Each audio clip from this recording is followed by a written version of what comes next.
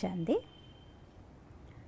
ഒരിക്കൽ ഒരു രാജ്യത്തെ രാജാവ് വളരെയധികം വിഷമത്തോടെ തലയ്ക്ക് കയ്യും കൊടുത്ത് നിരാശനായിരിക്കുന്നത് കാണുകയാണ്. റാണി ചെന്ന് ചോദിച്ചു, എന്തു പറ്റി രാജൻ?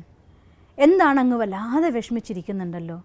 അപ്പോൾ രാജാവ് പറയും, എന്ത് പറയാൻ, യുദ്ധത്തിൻ്റെ ഗതി വളരെ മോശമായിട്ടാണ് പോകുന്നത്. നമ്മൾ തോൽക്കുന്നാണ് എനിക്ക് തോന്നുന്നത്.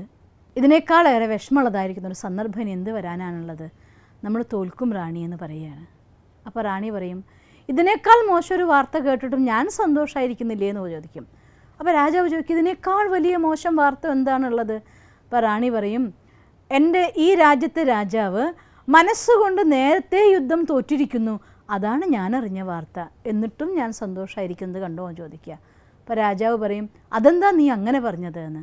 തീർച്ചയായിട്ടും ഒരാൾ മനസ്സുകൊണ്ട് തോൽവി അംഗീകരിച്ചുവെങ്കിൽ ആ നിമിഷം അവരുടെ തോൽവി സുനിശ്ചിതമാണ്. മനസ്സുകൊണ്ട് വിജയിക്കാൻ നിശ്ചയിച്ചുവെങ്കിൽ ആ നിമിഷം അവരുടെ വിജയവും നിശ്ചിതമാണ്. അങ്ങ് മനസ്സുകൊണ്ട് തോൽവി സമ്മതിച്ചു. രാജ്യത്തെ രാജാവ് മനസ്സുകൊണ്ട് തോൽവി സമ്മതിച്ചാൽ എല്ലാവരും തോറ്റതിന് തുല്യമാണ്. അതുകൊണ്ട് മനസ്സുകൊണ്ട് ജയിക്കുമെന്ന് നിശ്ചയിക്കൂ. പൂർണ്ണമായിട്ടുള്ള ഉന്മേഷത്തോടെ ഉത്സാഹത്തോടെ പോയി യുദ്ധം ചെയ്യും. തീർച്ചയായിട്ടും അങ്ങേക്ക് ജയിക്കാൻ സാധിക്കുമെന്ന്. ഇത്രയും കേട്ടപ്പോൾ രാജാവിൻ്റെ മനസ്സിൽ ഉത്സാഹവും ഉന്മേഷവും വന്നു. ശേഷിച്ച ആ ഭടന്മാരുമായി അദ്ദേഹം പോയി അത്രയും ശക്തമായിരിക്കുന്ന വീറോടെ വാശിയോടെ യുദ്ധം ചെയ്തു. അയാൾ ജയിക്കുകയും ചെയ്തു.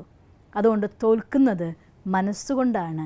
ആദ്യം മനസ്സുകൊണ്ട് തോറ്റാൽ ജീവിതത്തിൽ തോൽക്കും, മനസ്സുകൊണ്ട് ജയിച്ചാൽ ജീവിതത്തിൽ ജയിക്കും. അതുകൊണ്ട് ഒരിക്കലും മനസ്സുകൊണ്ട് തോൽക്കരുത്. കർമ്മം കൊണ്ട് തോറ്റാൽ പോലും അതിൽ നിന്ന് പാഠം പഠിച്ച് മുന്നോട്ട് വരാൻ നമുക്ക് സാധിക്കും. മനസ്സുകൊണ്ട് തോറ്റാൽ തോൽവി സുനിശ്ചിതമാണ്.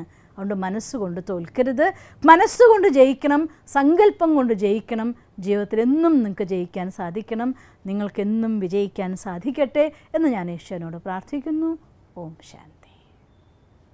ഞങ്ങളുടെ യൂട്യൂബ് ചാനൽ സബ്സ്ക്രൈബ് ചെയ്യൂ. നോട്ടിഫിക്കേഷൻ ലഭിക്കുന്നതിനായി ബെൽ ഐക്കൺ ക്ലിക്ക് ചെയ്യൂ. ഒപ്പം ഞങ്ങളുടെ ഫേസ്ബുക്ക്, ട്വിറ്റർ, ഇൻസ്റ്റാഗ്രാം പേജുകൾ ഫോളോ ചെയ്യൂ. നന്ദി.